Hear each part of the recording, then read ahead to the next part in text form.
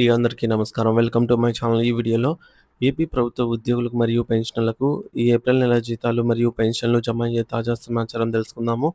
Video అయితే ఎక్కడ గాని స్కిప్ చేయకుండా ఎండ్ వరకు చూసేయండి. అప్పుడే ఇన్ఫర్మేషన్ పూర్తిగా అర్థమవుతుంది. అలాగే వీడియో చూస్తున్న ప్రతి ఒక్కరు వీడియోకైతే లైక్ చేయండి ఫ్రెండ్స్. ఈ వీడియోని తోటి ఉద్యోగ పెన్షన్ మిత్రులతో అయితే షేర్ చేయండి. కొత్తగా మన ఛానల్ చూస్తున్న వారైతే సబ్స్క్రైబ్ చేసుకోండి. సబ్స్క్రైబ్ చేసుకోవడం వల్ల నేను చేసే వీడియోస్ అన్నీ మీ వరకు రీచ్ అవుతాయి. ఇక ఆలస్యం చేయకుండా వివరాల్లోకైతే వెళ్ళిపోదాము. సో ఫ్రెండ్స్, ఇక విషయానికొచ్చినట్టయితే ఆంధ్రప్రదేశ్ రాష్ట్ర ప్రభుత్వ రంగంలో పనిచేస్తూ ఉన్నటువంటి లక్షలాది మంది ఉద్యోగులు, నిరంతరం విద్యా బోధనలో నిమగ్నమై ఉన్నటువంటి ఉపాధ్యాయులు, అలాగే తమ జీవితకాలం ప్రభుత్వ సేవలందించి విశ్రాంత జీవనం గడుపుతున్నటువంటి గౌరవనీయులైనటువంటి పెన్షనర్లకు సంబంధించినటువంటి ఏప్రిల్ నెల జీతాలు మరియు పెన్షన్ల తాజా సమాచారం గురించి తెలుసుకుందాము. రాష్ట్ర వ్యాప్తంగా ఎంతో ఉత్కంఠతో నెలకొన్నటువంటి ఈ యొక్క జీతాలు, పెన్షన్ల సమాచారం గురించి అత్యంత తాజా మరియు వివరణాత్మకమైన సమాచారాన్ని కూలంకషంగా తెలుసుకుందాం. ప్రస్తుత తరుణంలో ఏపీ ఉద్యోగులు, ఉపాధ్యాయులు మరియు పెన్షనర్లకు సంబంధించి ఏప్రిల్ నెల జీతాలు మరియు పెన్షన్ బిల్లులన్నీ కూడా ఈ మేరకు చూసుకున్నట్లయితే దాదాపుగా అన్నీ కూడా వెయిటింగ్ ఫర్ ఫండ్ క్లియరెన్స్ అనే స్టేజ్‌లో ఉన్నాయన్నమాట. అంటే బిల్లులలో ఎటువంటి కదలిక లేదు. ఏదైతే నిన్నటి రోజున మనకు వెయిటింగ్ ఫర్ ఫండ్ క్లియరెన్స్ ఉండేదో, ఈరోజు కూడా అదే స్టేజ్‌లోనే ఉన్నాయి. చాలా వరకు బిల్స్ అయితే చెక్ చేయడం జరిగింది ఫ్రెండ్స్. చాలామంది ఫ్రెండ్స్, మిత్రులు కూడా మెసేజ్ ద్వారా తెలియజేస్తూ ఉన్నారనమాట. ఏప్రిల్ నెలకు సంబంధించి బిల్లులలో ఏమీ కదలిక అయితే లేదు. ఇప్పటి వరకి కూడా ఉదయం 10 గంటల సమయానికి కూడా. సో, ఈరోజు ఎలాగో జమ అవ్వదని కూడా అర్థమవుతుంది. ఆల్మోస్ట్ ఆల్ ఈరోజు బ్యాంక్ హాలిడే కాబట్టి ఖచ్చితంగా జమ అయ్యే అవకాశం అయితే లేనట్టు తెలుస్తోంది. మరి ఈ ఈ మేరకు ట్రెజరీ నుంచి ఆమోదం పొందిన బిల్లులన్నీ కూడా వెయిటింగ్ ఫర్ ఫండ్ క్లియరెన్స్‌లో అయితే ఉన్నాయన్నమాట. సో, మీరు కూడా మీ మొబైల్ లేదా కంప్యూటర్‌లో మీ యొక్క బిల్ స్టేటస్ చూసుకున్నప్పుడు ఈ యొక్క సీఎఫ్ఎంఎస్ ఐడీ పాస్వర్డ్ ద్వారా చెక్ చేసుకున్నట్లయితే పేమెంట్ స్టేటస్ అనేది కనిపిస్తుంది. సో, చాలామంది బిల్స్ అయితే వెయిటింగ్ ఫర్ ఫండ్ క్లియరెన్స్ స్టేజ్‌లో ఉన్నాయన్నమాట. మరి ఈ యొక్క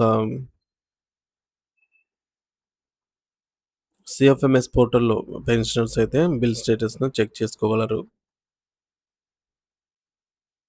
లాగిన్ అయితారు. ఇకపోతే బెనిఫిషరీ సెర్చ్ లేదా పేమెంట్ ఆప్షన్ ద్వారా అయితే మీరు ప్రస్తుత బిల్ ఏ స్టేజ్‌లో ఉందనేది చూసేదానికి అవకాశం ఉంటుంది. ఇక ఏ ఏ శాఖల వారికి ఏ రోజున జీతాలు జమ అయ్యే అవకాశం ఉందో వివరంగా చూద్దాము. మే నెల 2వ తేదీన, అంటే ఈ రోజు కాదు, రేపటి రోజున రాష్ట్రంలో అత్యధిక శాఖల డిపార్ట్‌మెంట్ వారికి జీతాలు పడే అవకాశాలు మెండుగా కనిపిస్తూ ఉన్నాయి. ముఖ్యంగా భారీ సంఖ్యలో ఉన్న విద్యాశాఖ ఉపాధ్యాయులకు మరియు సిబ్బందికి, రాష్ట్ర ఆర్థిక మూలమైనటువంటి ట్రెజరీస్ అండ్ అకౌంట్స్ శాఖ వారికి, శాంతి భద్రతలను కాపాడే పోలీస్ శాఖ వారికి మరియు కీలకమైన రెవెన్యూ శాఖ సిబ్బందికి రేపే జీతాలు జమ కావచ్చని అంచనా వేస్తున్నారు.